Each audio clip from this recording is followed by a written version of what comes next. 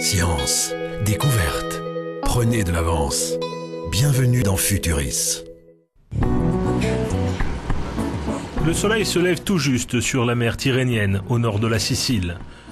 Ce voilier, d'une association environnementale locale, emmène Laura Briano et ses amis le long de l'archipel volcanique des îles Éoliennes.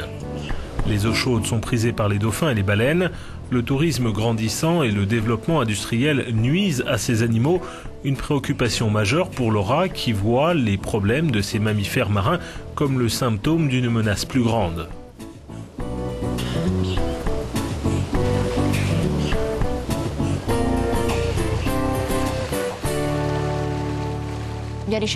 Nous étudions les cétacés principalement parce que ces animaux se trouvent tout en haut de la chaîne alimentaire et leur comportement nous permet de déterminer l'état général de notre environnement marin.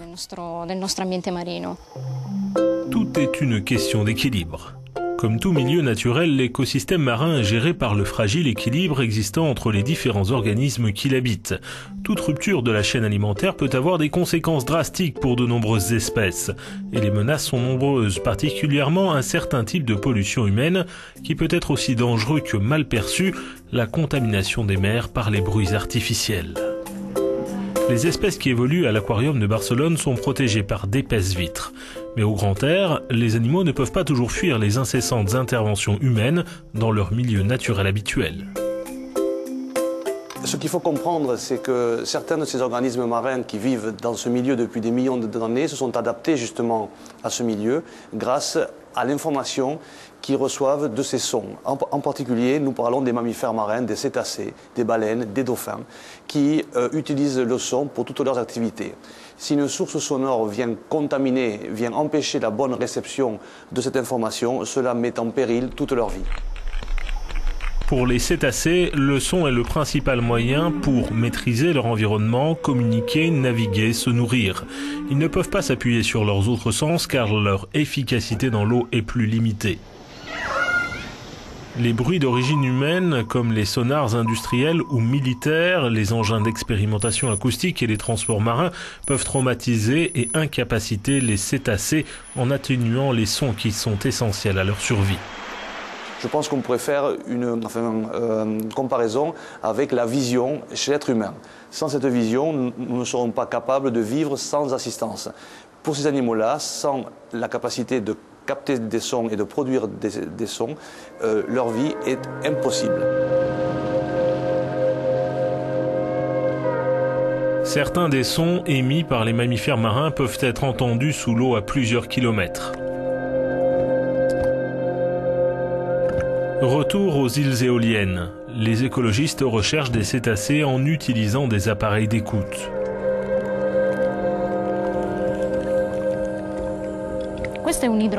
Voici un hydrophone. C'est un microphone qui permet de capturer le son sous la surface de la mer, en particulier les sons émis par les baleines et les dauphins.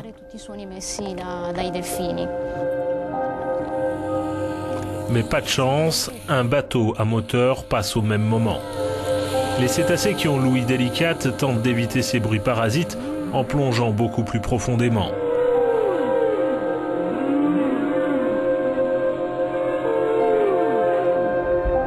Les effets négatifs de la pollution sonore semblent clairs, même si les données scientifiques en la matière sont encore peu abondantes.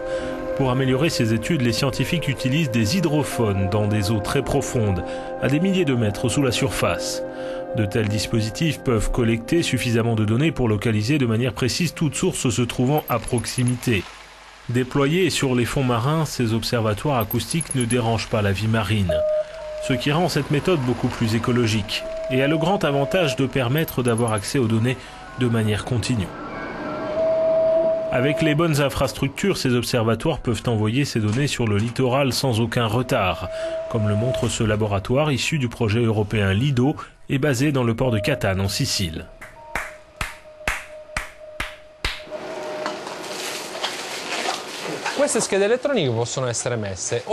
Un hydrophone peut soit être envoyé au fond de la mer depuis un bateau pour un enregistrement local, ou comme dans le cas de Lido, installé sous la mer et connecté par fibre optique aux ordinateurs dans un laboratoire terrestre, permettant d'écouter en temps réel des sons émis par les cétacés à plusieurs kilomètres de là.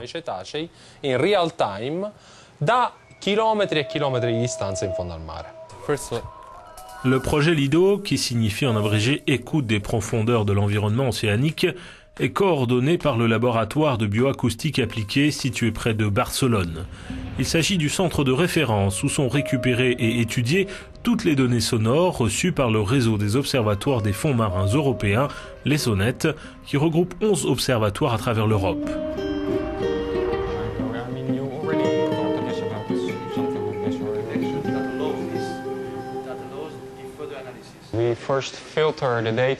Tout d'abord, nous filtrons les données pour voir s'il y a des événements acoustiques intéressants, comme des sifflements ou des signaux sonores de cétacés ou d'origine humaine.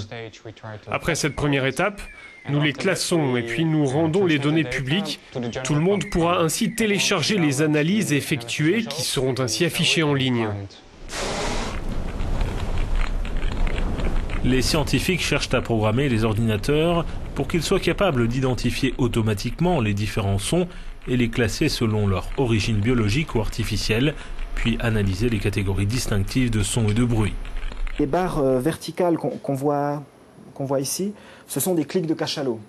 Donc c'est les clics qu'utilise le cachalot pour détecter par exemple les calamars qui sont une de ses proies. Alors un exemple de son qu'on peut enregistrer sous la mer. Et ici, on voit des sons impulsifs produits par un bateau. De séparer les clics de bateau et les clics produits par les cachalots est facile à faire pour un être humain. Et par contre, pour une machine, c'est déjà une tâche assez difficile. Donc le défi, c'est justement d'avoir une méthode automatique qui fait cette séparation. Ce système est conçu pour surveiller constamment la population marine européenne, permettant d'améliorer les connaissances sur les tendances migratoires et les comportements adoptés face à la pollution sonore. Toutes ces données sont destinées à devenir publiques et disponibles sur Internet. Nous avons développé un site web qui va permettre aux utilisateurs de rentrer sur ces sites en temps réel, de se connecter, de visualiser les sons qui sont produits en temps réel au niveau de ces sites et de voir le sonogramme, c'est-à-dire l'image de ces sons qui transcourent en temps réel et de se rendre compte de la présence d'un cachalot ou de dauphins ou de bateaux et comment ces bruits vont interagir entre eux. La menace que représentent les activités humaines pour les cétacés pourrait être atténuée par une meilleure compréhension du rôle du son dans la vie des baleines et des dauphins. Et pour cela, il faut continuer d'être à l'écoute des profondeurs marines.